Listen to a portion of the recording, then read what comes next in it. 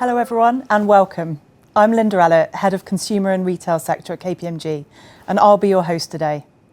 Now, if I had a crystal ball looking into the future business world, well, I'm not 100% sure I would trust it, especially given what we've seen happen globally over recent years.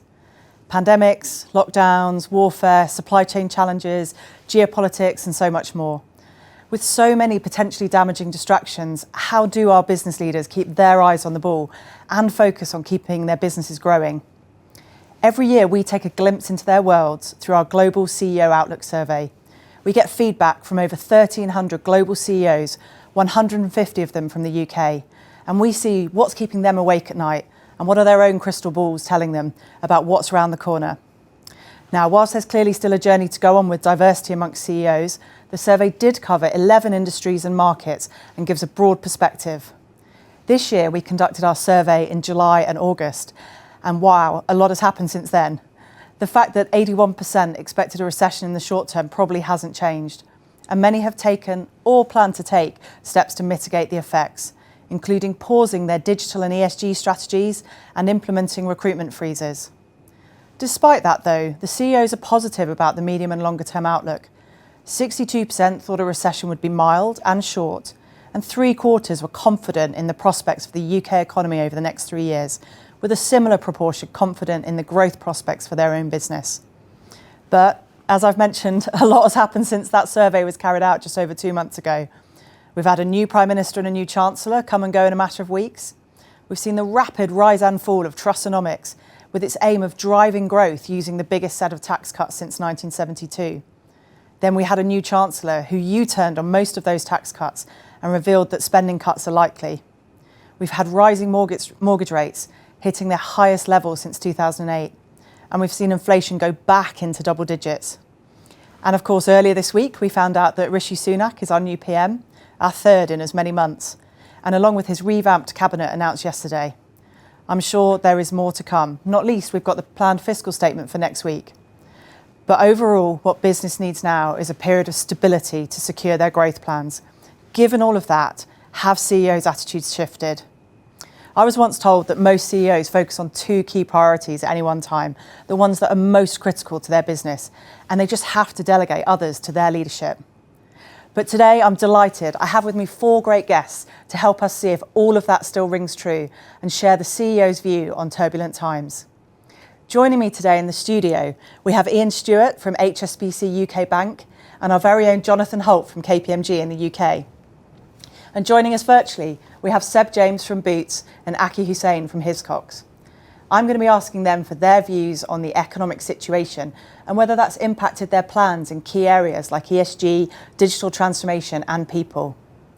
But I'm sure you, our audience, also have lots of questions for our guests, and you can share them using the chat panel on the right, and we'll get to as many of them as possible during our Q&A.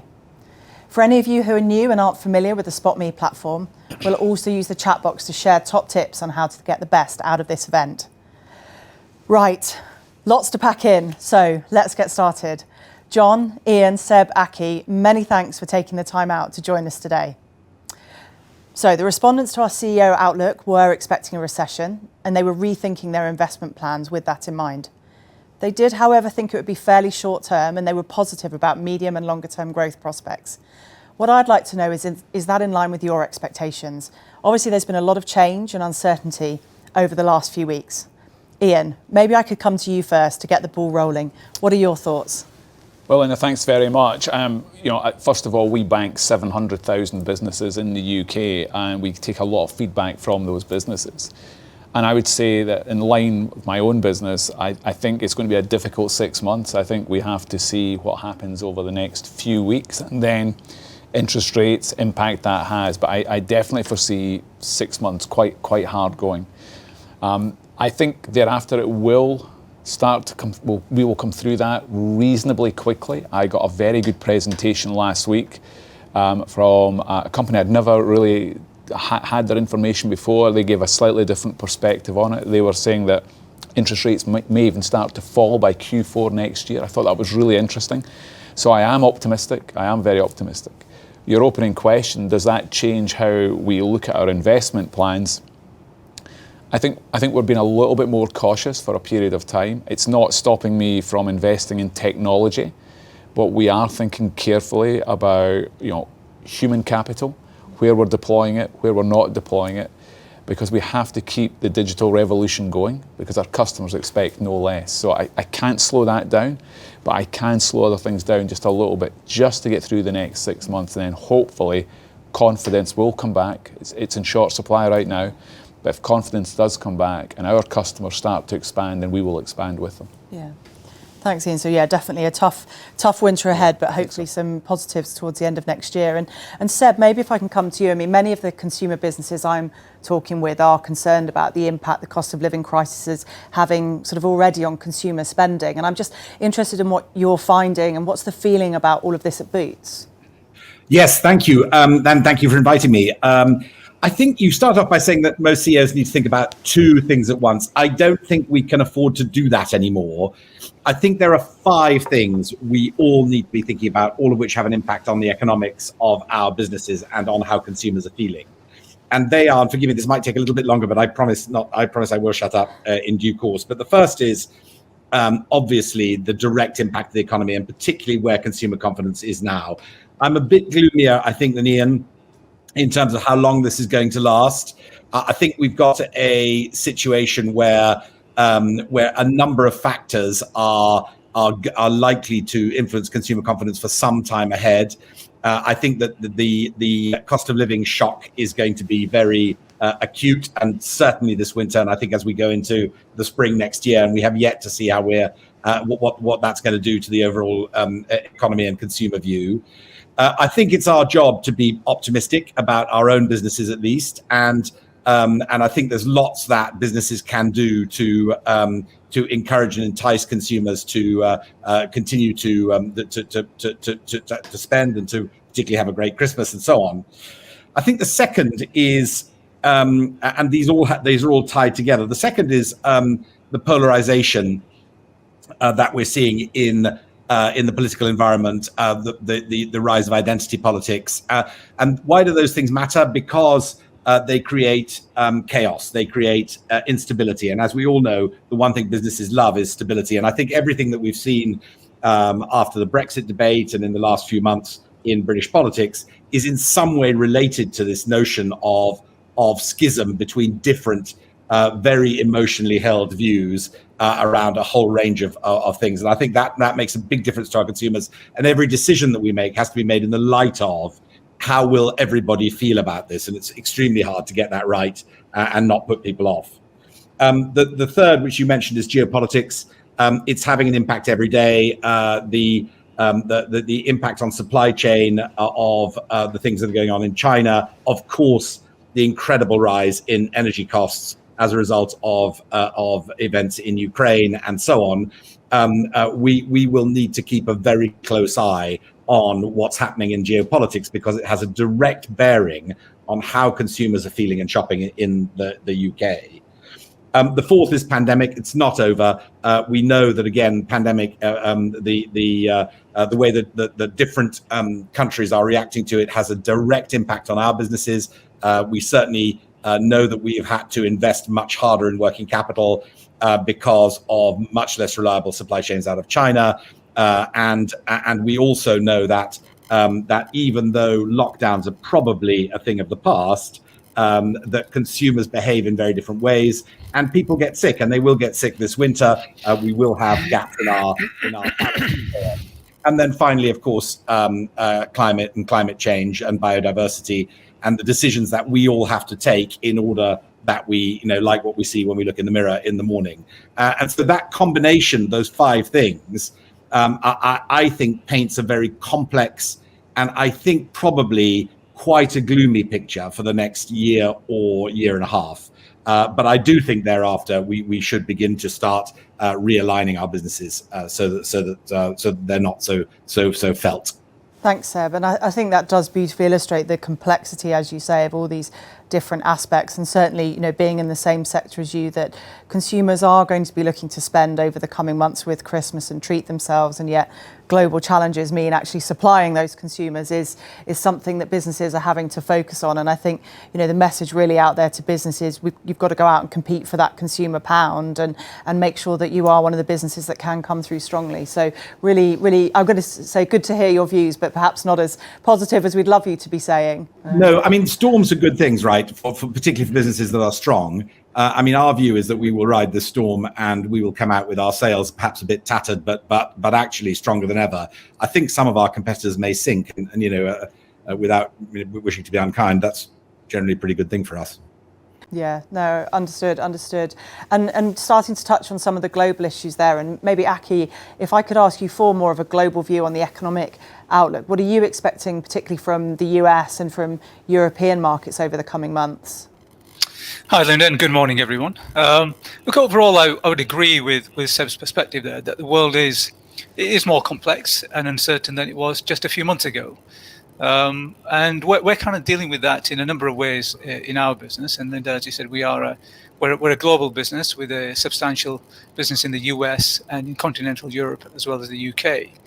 But first, in terms of how we kind of think about the circumstances we're facing into, firstly, in terms of how we help our colleagues through this cost of living crisis, and we've had to put some measures into place there. But when it comes to our customers and our global business, this same complexity and uncertainty that we're seeing, it also creates opportunity for us. As I mentioned earlier, our US business probably originates just over 50%, almost 60% of the total business that we write. And the economic activity in the US continues to remain robust. And there are some early signs of a slowing rate of growth, but the economic activity continues to rise. And I guess the other factor to bear in mind is not all sectors are affected in the same way. Certainly in the businesses that we operate across the portfolio of Hiscox, we operate a reinsurance business, a wholesale insurance, as well as a retail business. And in times of heightened risk, there is a counter-cyclical impact here, where we see an increased demand for some of our products, where large corporations, big insurance companies look to protect their capital and take increased risk mitigation activities, which starts to increase the demand for some of the products that we provide. So we see a more of a nuanced impact, certainly as it relates to the insurance and reinsurance sector. As far as the retail business is concerned, again, we have a retail business which spreads across the UK, US, and continental Europe. Again, this is a very large market, and these customers will no doubt have some impact as the economy slows down. And you heard earlier from Stuart what the impact of rising interest rates will certainly have an impact in the UK. So I do expect that these businesses will have a challenging time over the next 6 months. But I'm more optimistic about the US coming out of this potential slowdown much quicker than perhaps continental UK and Europe. And frankly, in Europe at the moment, we see continued growth. We're not yet seeing the slowdown, which I believe is yet to come. We are seeing greater signs of that in the UK at present.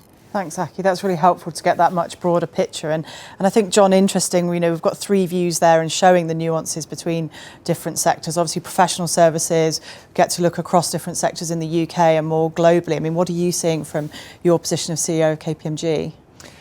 So I think it's very consistent with what's been said, actually. And we're very similar to Aki in the sense that our business is quite broad. So we have counter-cyclical businesses.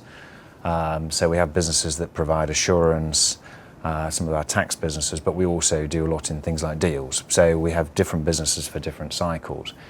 I'm probably in the same camp as Ian in terms of where we're going. I'm actually more optimistic. I think the end of FY23, we might be in a better place, certainly into FY24. And I think that's why you're seeing confidence in the survey, that people actually were quite well prepared for this current recession, downturn, whatever you want to call it. And certainly their balance sheets were in a much better place. The other thing that I do see is that different sectors are affected very differently. And I think that's one of the things that would characterise this current period.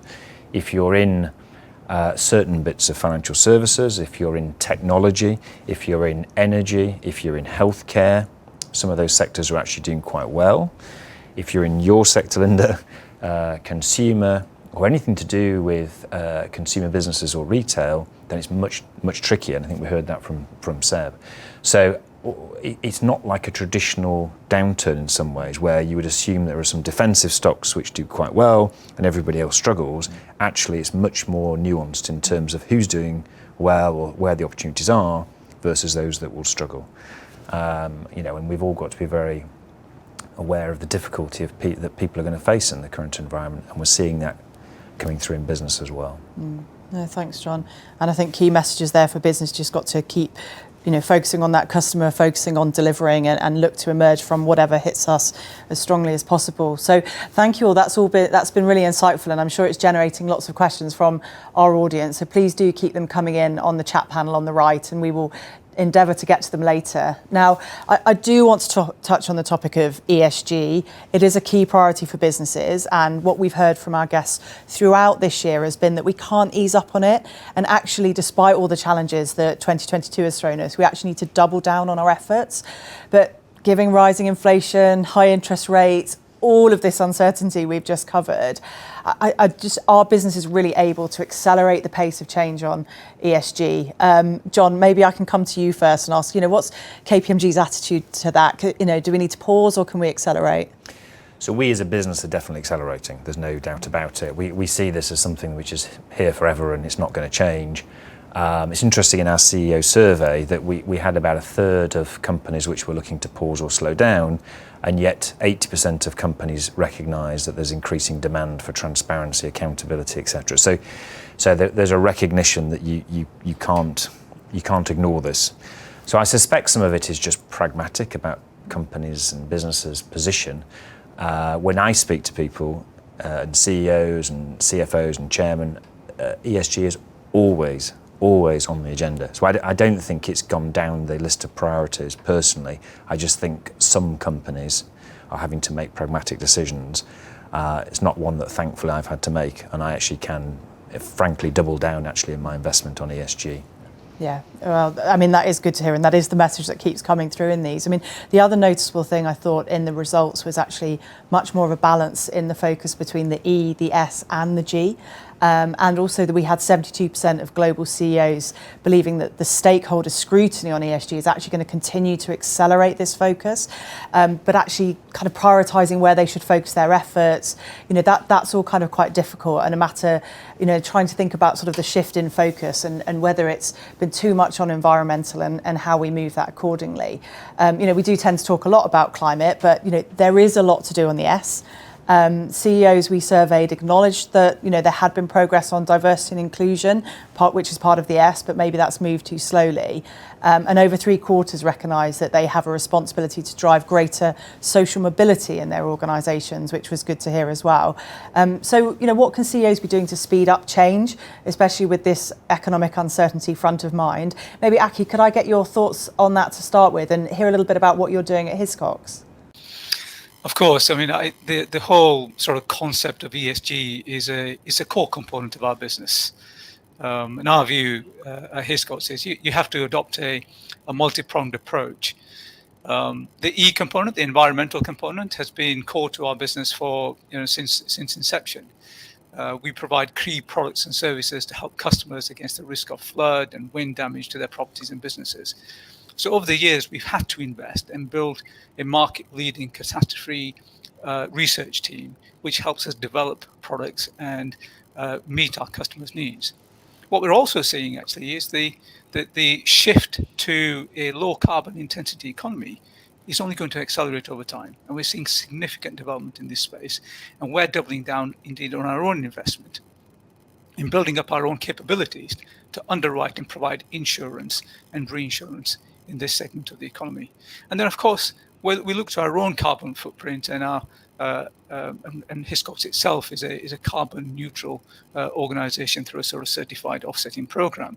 And I guess last but not least in this space, we're also investing in reducing the carbon footprint of our own products and services through adopting a range of exclusion policies where we're reducing and over time eliminating our exposure to ensuring thermal coal, tar sands, and other such high carbon intensity sectors of the economy, as well as encouraging more socially responsible and eco-friendly businesses through our asset investment strategy. So the E part of the ESG is a core part of our business strategy, a core part of our underwriting strategy. If I just move on to the S for a moment, again, this is a core part of how we operate. And my own fundamental belief here is that it is core to our talent strategy, core to attracting and building the highest caliber teams we have in the business. Now, of course, one of the key aspects of S is diversity and inclusion. And for us, that means Hiscox is an open, inviting, and nurturing place of work. So you can be entirely yourself. And this means we have access to the largest talent pools and the ability to create really high-performing teams. And we do that by investing in creating employee networks within our business. So just to name a few, we have We Mind, which focuses on mental health, Women at Hiscox, LGBT+, parents and carers, Pan-African, and so on. We have a number of societies within the business. We have about 15, I think, in total. And then outside of Hiscox, we also participate and engage and partner with a range of other institutions and charities to help increase and improve social mobility. So just to give a plug to a few of the programs that we're involved in. First is Here Come the Girls. Please look this up. This is helping empower girls in the East End, in the east of London, to develop socially responsible mini enterprises. And we've partnered with the Hiscox Foundation has partnered with Cambridge University to make this happen. We're also partnering in a program called Suited and Booted, which is a charity to help vulnerable and unemployed men rejoin the workforce through helping them with ensuring they have the right clothing for interviews, suits, boots, ties, as well as interview practice and so on. So there are a number of enterprises that we participate and engage with, but it's all with a view to ensuring that Hiscox remains an open, collaborative and nurturing place where you can come and be yourself. And that, for me, again, is a core part of our strategy because it means we have access to the largest talent pools. Thanks, Aki. I mean, really interesting to hear how much is going on, the balance between the E and the S, and then the way you're using the business, not just what you're doing for yourselves, but actually the way you use the business. Ian, I know the S of ESG is something that you're also very passionate about. Could you maybe just share a little bit of your experiences and activities? Sure, and quite similar to Aki's, but I mean, I'm really grateful to we call our employee resource groups, of which we've got 17. So we've got 24,000 people in the UK, but 18,000 people are members of our employee resource groups. So it's all inclusive. But people like our Muslim network just do an amazing job for charities in their local communities. And the message that I try and put out, and it's quite interesting when people say, who owns ESG for you in the organisation? The CEO should own ESG. I always question, of course it's my responsibility and accountability. But it's really interesting seeing people in the communities doing their work. Our job is to get out of the way. That's all I say to people. Just clear the way to allow people to do these amazing things internally and externally. And Aki touched on it. We just say, like, you've got to be comfortable to be the very best version of yourself in work. And that's been quite difficult. And it was funny, even this morning, I was having a meeting with David, I won't say his surname because he may be a bit uncomfortable me mentioning his name on film. But I didn't know he's got a prosthetic leg. I'd never known. So I chair ability globally for HSBC. And he was saying, I do a bit of work. I said, I'm disabled. And I said, oh, why are you disabled? He said, I've got a prosthetic leg. He's had it since birth. And he was telling this story, he was humanising this story. And he was telling when he was going through India, the shock in his colleagues' faces as he undid his leg to put it through the security scanner. And I said, God, I just didn't know, David. And he's just telling his story. Now, the more people that tell these stories, then the more comfortable people are to be themselves at work. And we've got a really good, I think, platform to do that in HSBC. So we're very proud of it, but I can't take any of the credit for it. It's the people who lead these ERGs just do a fantastic job for us. Wonderful. I love that as an example. And as you say, the more stories we Yes, hear all and about stories. people bravely sharing them, we can all learn so much. So I want to keep going on ESG, but we need to keep going. So I'm hoping, audience, you're going to be coming back and asking some questions at the end so we can get back into this topic. But we have got a lot to cover. So we are going to change tack a bit and move on to technology. 2/3 of our UK respondents to our CEO Outlook survey said they need to be quicker to shift investment to digital opportunities, but also critically to divest in those areas where digital isn't truly adding value at this time. So, how are you having to rethink spending, and how do you make sure that you're making the right calls between investing and divesting? So, Seb, can I come to you first to get your views on that question? Yes, of course. I think there are two aspects to digital investment. One is, of course, the consumer-facing, at least certainly for consumer-facing businesses like ours, is the consumer-facing experience. And for Boots, I think it's fair to say that 3 or 4 years ago, we had comfortably the worst website in the UK against some quite stiff competition. And I think we've now moved ourselves to be about in the pack. And that was quite a big investment to do, but I think there's a long, long way to go.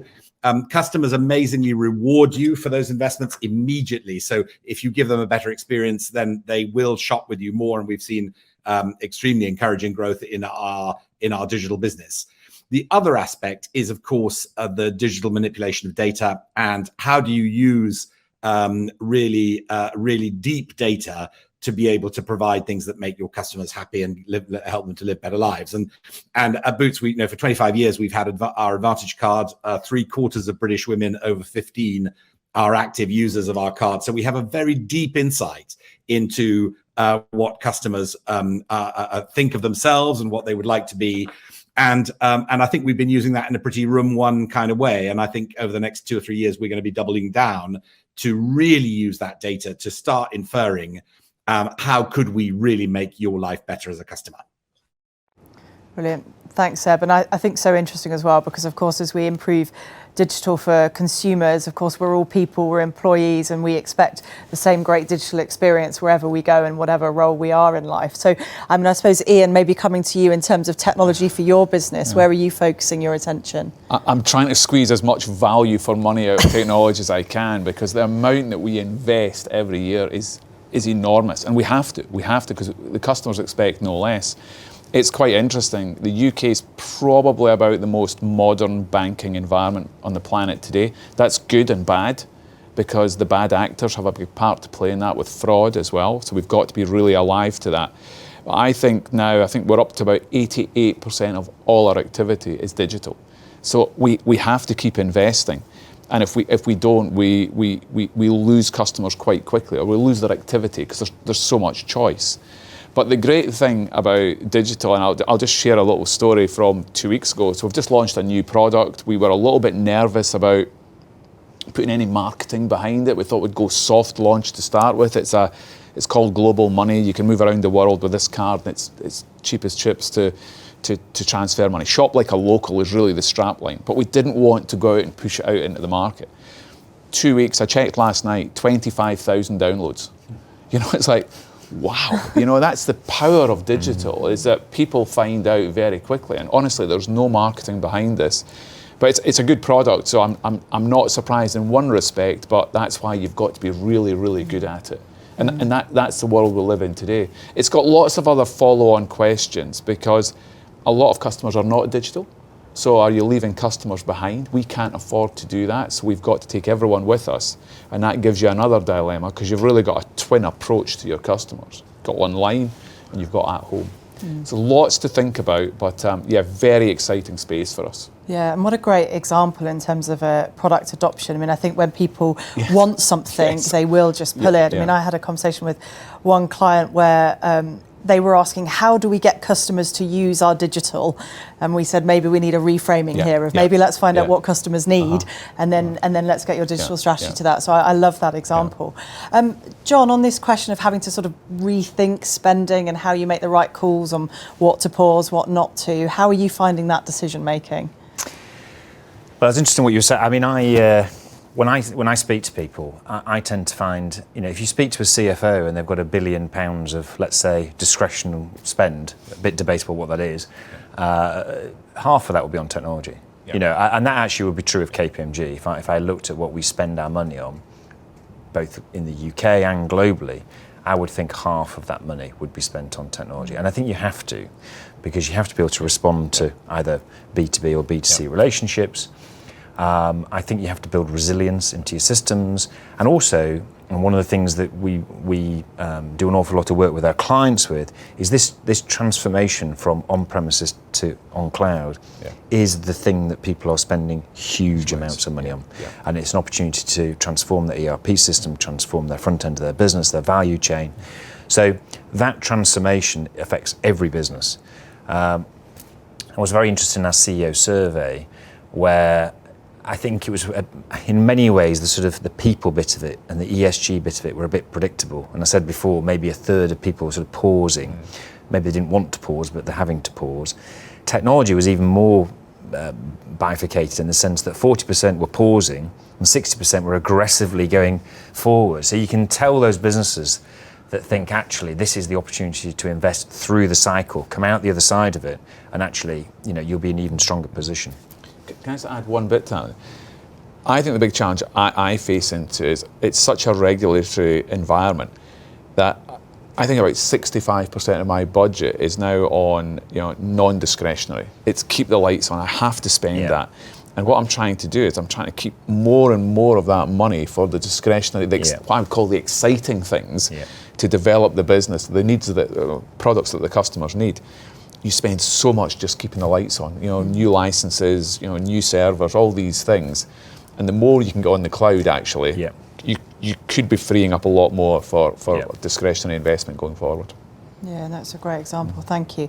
And I think it takes us on to our next topic, because technology is so important, but ultimately our businesses are still about people and how people use that technology. So, let's move on to that topic. And actually the challenge that we're seeing from many businesses is, we've lost much of our access to immigrant labour.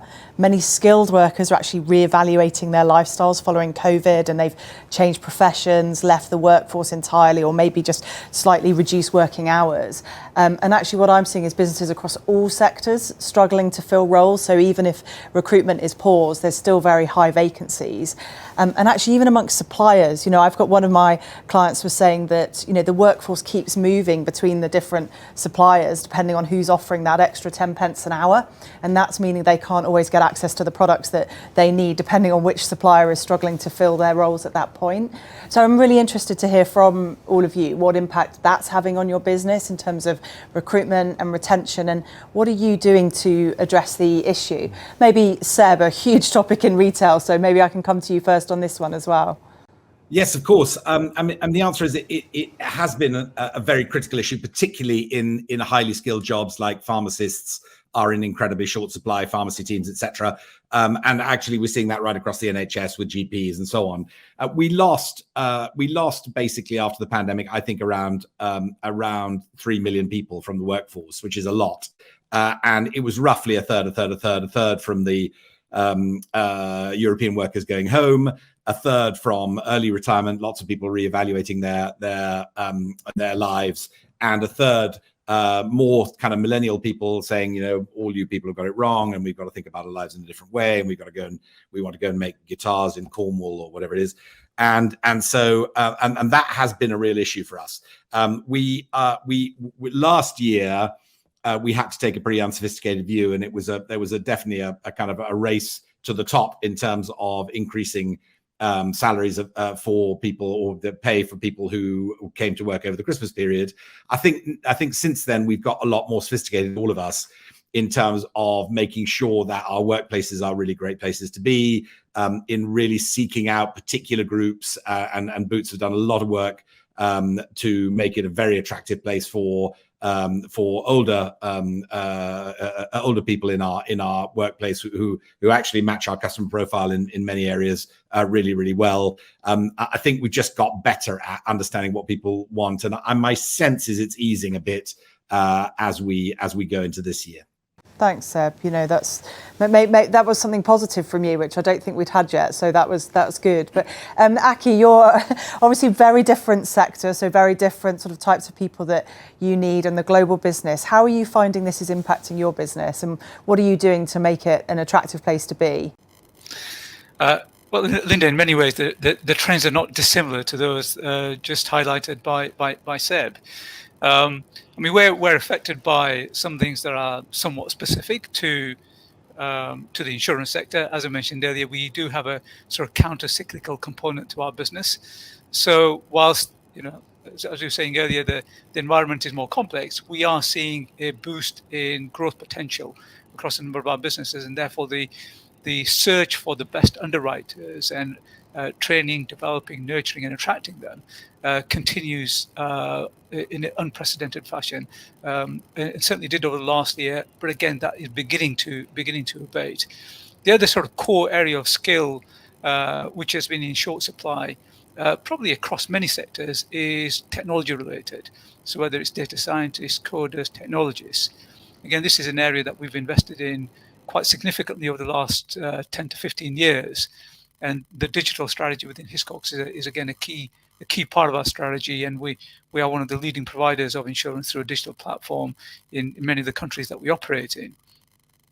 But keeping and attracting that resource when you're competing with the likes of Google and Microsoft, well-established global technology platforms, has been quite challenging. But we're doing some exciting stuff at Hiscox as well, so that does enable us to kind of attract people. Now, we've had to look at the value proposition, the employee value proposition over the last sort of 12 months. We've had to make some changes, much needed changes actually, but they are again beginning to have an impact. So just to kind of quote maybe two or three, we employed a program earlier on this year, or launched a program earlier on this year called Hiscox 26. And that effectively has made every single employee of Hiscox a shareholder within the business, where we allocated a meaningful number of shares, so that everybody has a vested interest in the business and will share in the wealth creation that we generate over the coming years. And that's gone down really well and helped create that ownership culture that we certainly have kind of is a core part of our values. The other thing we've done is actually, again, launched a program called Time Out, which is about balancing your personal life with work. And the way we've tried to help that is it launched a new and improved sabbatical. So once you've done 5 years worth of service at Hiscox, you now are eligible for 4 weeks paid sabbatical. That's every 5 years. You can look forward to that. And that's again with an ambition to give people some time out after a period of hard work and at Hiscox. And we've also added to that a couple of Hiscox days where people can just take a couple of days off. This is in addition to the regular paid holiday that we provide in any event. In fact, I took a day off for my birthday a few weeks ago, which was actually which was quite pleasant as well. And then, of course, there's the hybrid working. We're competing in a market, and we've learned a number of things over the last 24 months because of the COVID pandemic. And one of the things that we have learned is that we don't all need to be in the office 5 days a week. In fact, I'm doing this event today from home. So again, having a hybrid working policy which gives people flexibility, and we've effectively put control into the hands of our teams, so they're empowered to decide how and when they want to come into the office on a weekly or fortnightly basis. And actually putting all these measures together as a package is beginning to have an impact in both attracting people that we want and also keeping the fantastic talent that we already have. Thanks, Aki. Some really great examples there, and I really like some of those later points you make and tying those into some of Ian's points earlier about people, really being themselves at work, which if you've got these days off for your birthday and others, it's much easier to really bring your whole self to work as well. So I'm not surprised that's all having a great impact. Ian, I'm interested, you perhaps have not just the lens of your employees, but also perhaps consumers who are feeling the pressure of the cost of living. And I just wondered if you have a view on whether people might start to re-enter the workforce more, and maybe some of this challenge around not having a big enough workforce could be eased a little bit.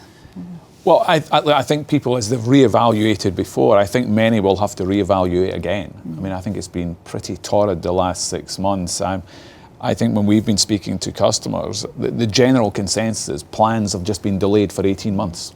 I've heard people saying I was going to retire, but I'm going to have to wait 18 months, or I was going to go on a world cruise, I'm going to have to wait 18 months. I think we're definitely seeing this reevaluation.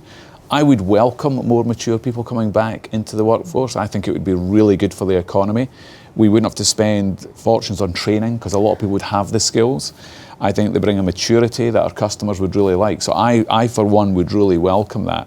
But I think somebody mentioned, I think it was maybe Jonathan Eyre said, we're talking about, I think the next 6-12 months, the market will get slightly better. And the pendulum's definitely moved to the employee, and we've had to do a lot of things, mainly in HSBC, mainly around well-being. We think that's really important for our colleagues. But I think the pendulum's going to move back just a little bit. And that will bring, I think, a better equilibrium back to what we're seeing at the moment. But if there's people out there who are worried about hiring more mature people, I think it's a great thing. I think it's good for our business. And you should be in line with your customers. We're just hearing about the Boots customer profile. We've got customers from 5 minutes out of the womb until just about in the graveyard. We've got to cater for everyone. So we need mature people to look after mature customers as well. Yeah, absolutely. No, they bring so much, and also with things like hybrid working as well, we can create so much more flexibility and bring people back. So that's great. I mean, just John, touching on that sort of skills development and training, one of the challenges for businesses like now with people being so much more mobile between different jobs is you invest in people, you train them, you develop their skills, and then they go somewhere else, particularly in a competitive market. What are you seeing, and what are some of your clients seeing on this? Well, I think a place like KPMG has always had that, because our model has always been to bring lots of graduates into the firm, train them, and then we always understood that many of those people might choose to leave the business and go out into business, and that's a good thing. So in fact, that model works for us. I completely agree with Ian. I think there is a huge opportunity for a whole load of very skilled people to come back into the workforce. We're in a business where we need specific skills, and those skills are quite tight. So if we can find 500 chartered accountants who decided to leave the workforce for whatever reason to come back into the workforce, that's material to us, and it's a great thing for us to do. People are looking for flexibility. But we operated our entire business remotely for a year effectively. If you think about the complexity of an audit of a big bank, it's incredibly complicated, and yet we managed to do that entirely remotely for a year. It's not maybe the best way of doing it, because you'd want face-to-face interaction, but we've proven the model that you can actually work in a completely different way. I also think that the very tight labour market we had 6 months ago is slightly easing. Certainly within our own business, the attrition stats are improving, and I think when I speak to other companies, it's the same. So I'd agree as well. I think that it's still very tight. Unemployment is incredibly low. We do need people to come back into the workforce, but I think it's not as bad as it was 3 months ago or 6 months ago, when I think it was particularly acute. Brilliant. Thanks, John. So again, maybe a slight rebalancing there, as you talked about, Ian. So, thank you all for those questions. They were the ones that I had lined up for our guests, but there's lots of questions coming in from our audience I can see already. So I do want to make sure that we get to as many of those as we can.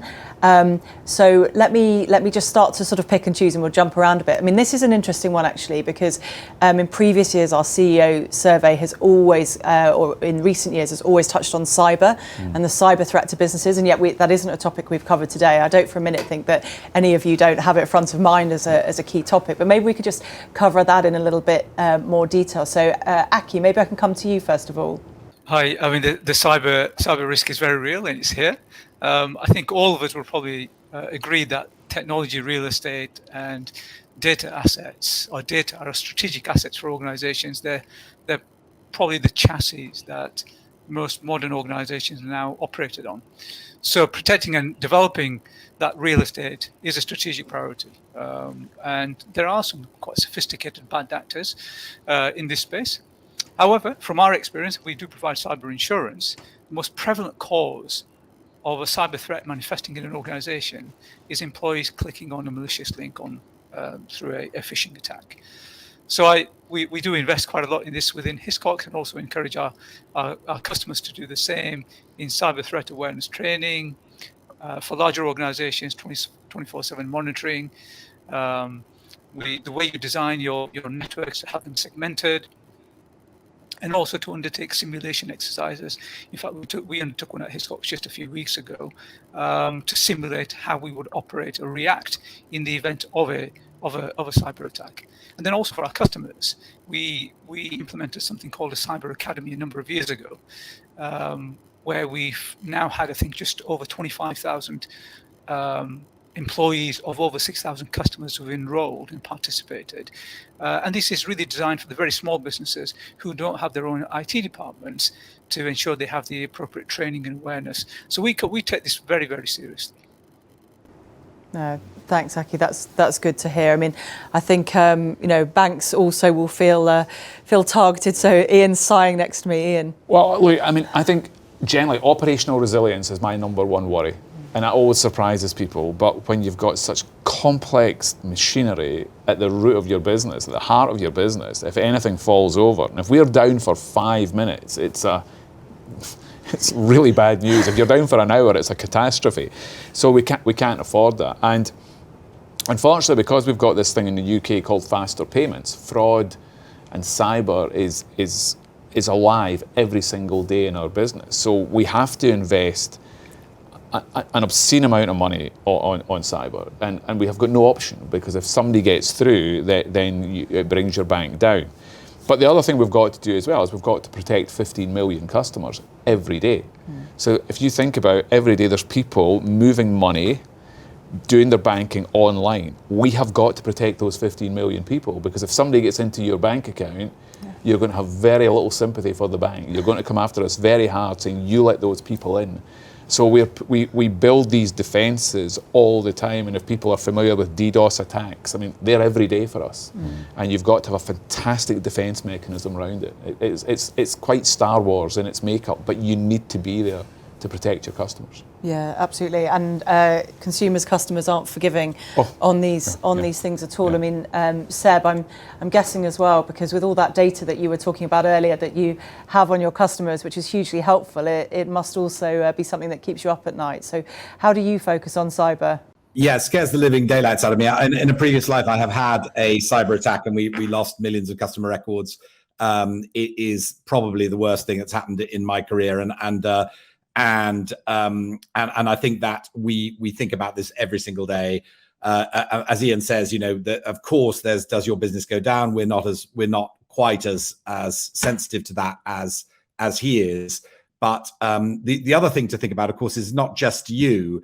All of your suppliers are also incredibly digitally connected. So, for instance, we had our payroll provider went down for 2 weeks on a ransomware attack. And that meant that we couldn't pay our people for a month. And that, with 60-odd thousand people, that's a real problem. So not only do you have to worry about your own business, but everybody else who's connected to you in this extraordinary kind of,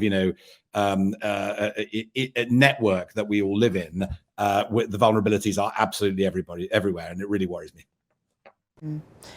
Thanks, Seb. I'm not sure I'm pleased to hear you're worried, but I'm pleased to hear that everybody is super focused on this still. But it just means that we add more complexity to the business. We've got a question here I do want to go to, which comes under our, arguably our ESG and people topics around social mobility, which we touched on earlier. But the question is, can boards realistically drive social mobility within their businesses when few individuals from lower socioeconomic backgrounds sit on UK boards? I mean, John, I know we've done a lot within our business and we work with some of our clients on it, and whilst it's still a journey, I think we feel very proud of the progress we've made. So it'd be great for you to share with our audience a bit more of sort of what we're doing and what we're planning to do going forwards. Yeah, so I think this is the next big thing, actually, in terms of IDSE. I think if you were to track people's progression through firms, I think you'd find socioeconomic background was something which was a disadvantage compared to people from higher educational background. So I think we have to focus on it. And what we've done is set targets for 2030 to say we want a certain number of our partners and our directors and our senior managers to come from lower socioeconomic backgrounds.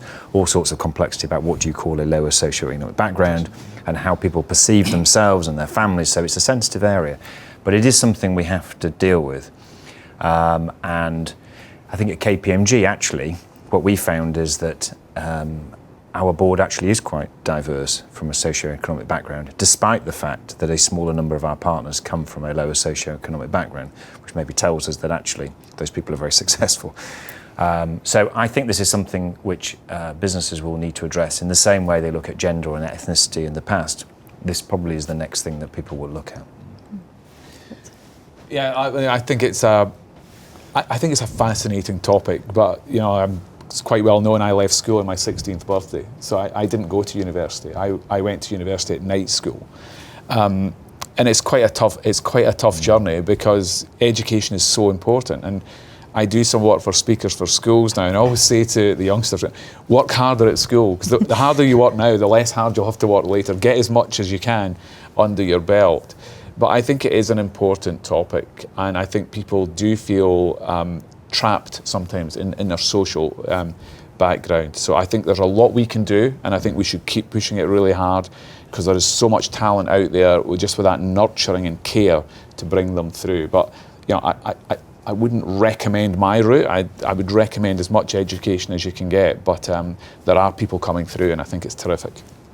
And again, I love, come back to your, the more people share their stories, actually, because I think one of the things we've done is people have shared their story, and actually that's been inspirational to others, and it's unlocked a coaching and a mentoring as well. And I don't mind telling you, I was embarrassed to tell it for 20 odd years. Yeah. Because I didn't want people to know. I didn't want people to know that was my background, because I think people frown about that sort of background. Yeah. Oh, really? Oh, dearie me. So it's taken me a long time to get comfortable talking about it. Yeah, no, that's really inspiring. Thank you for sharing. We've got a question come in. I might send this one to you, Seb, first of all, around the impact of big brands versus smaller brands over the coming years, or the sort of coming challenges over the next few months or year or two, and how each of them is going to be more or less successful. Seb, you talked about some of the challenges you think your competitors might face, whereas you feel Boots will come out strongly the other side. Could you just tell us a little bit more about that? Yeah, I mean, there's lots of ways of thinking about brands.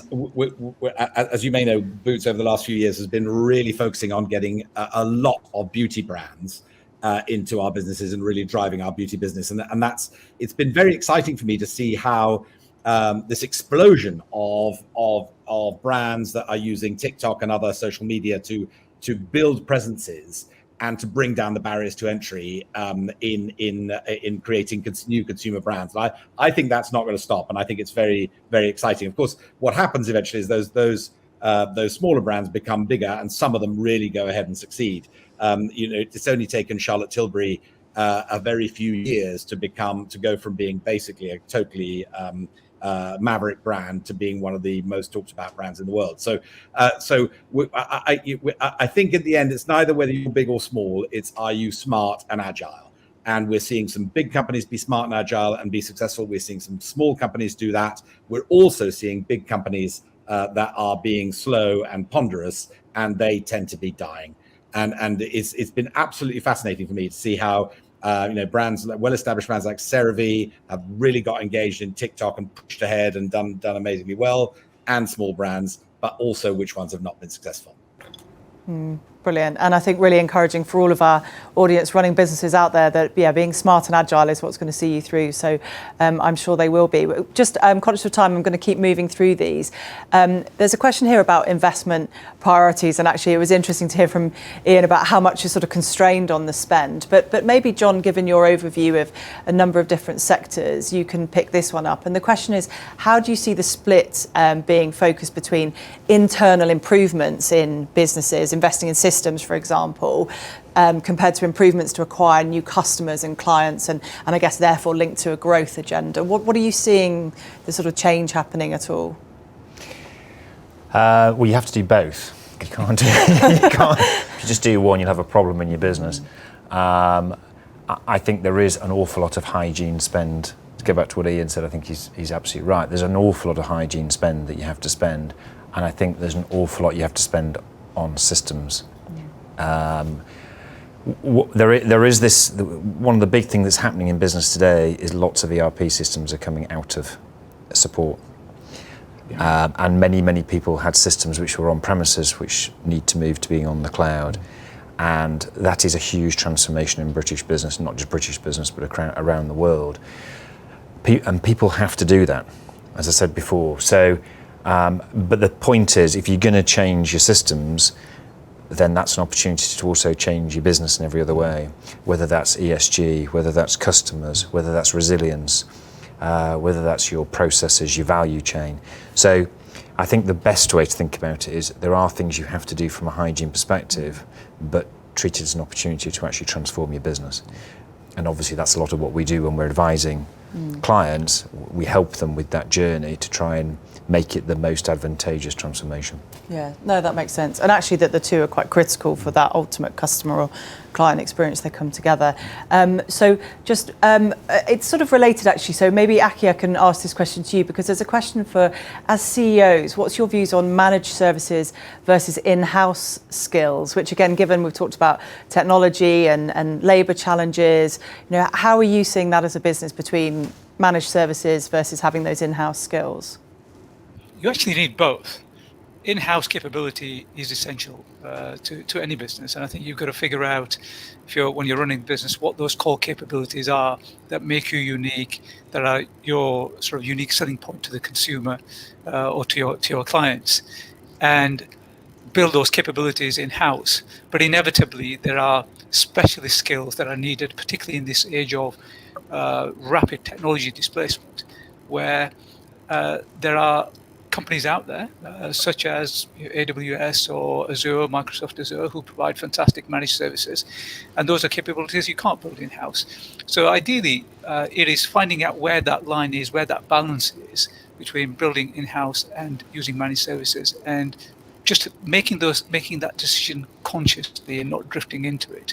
But there's a place for both in building a great organization.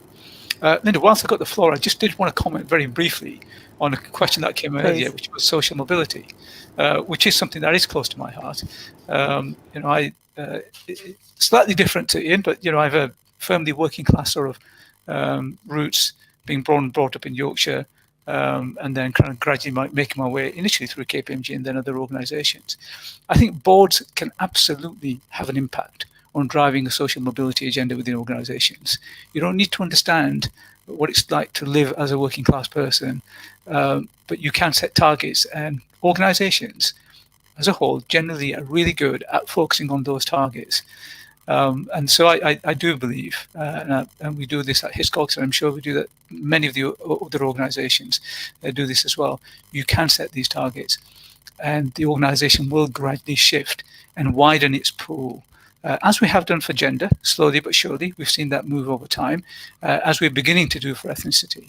I do believe it should be part of the board's priorities.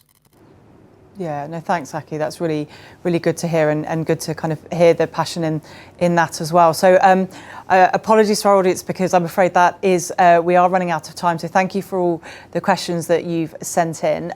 I have just got one final question for each of our 4 guests, which I hope you're all going to find useful when you hear, which is just in one sentence, what's the piece of advice you would give to other CEOs and business leaders? Maybe Ian, can I turn to you first? I'll cheat slightly. So it's a sentence broken in 2. The first thing you need is resilience. It doesn't matter what business you're in today. If you don't have tons of resilience, you're going to be short of energy by the end of the week, point 1. Second thing linked to that is you've only got about 10 hours in the day. Where are you going to put those 10 hours? You've got to put them on where you can get the best impact for your business, because you'll get pulled in all directions. So be disciplined on your time, carve up your time appropriate, delegate like your life depends on it, and use those 10 hours for the very best impact for your business and your people. Brilliant. Thanks, Ian. Great advice. John, can I come to you? So I think these days you've got to have an agile business. The days of sort of slow-moving businesses, and I think some of our other guests have said it, doesn't work. I think as a CEO, you've got to give confidence to your business in all facets, and then you've got to give a vision of where you're going. And in many ways, it's as simple as that. Brilliant. Thank you. And if I can come to Aki? In short, have a clear strategy, create belief in that strategy, build a great team and empower that team, and be bold. Growing a business is messy. Things don't happen in a straight line. You've got to experiment. Sometimes things will go wrong, but hopefully more often they won't. And just to echo what Ian was saying, being a CEO is a 24/7 job. So stay focused on the really important stuff and find time out. Do something different. Wonderful. Thanks, Aki. And Seb, last word from you. I just feel incredibly lucky to have this job, and I think the biggest piece of advice I would give to anybody doing these jobs is try and enjoy it. These are incredible jobs to do, and it's such a privilege. I often forget to enjoy it, and I think that's the most important thing you can do.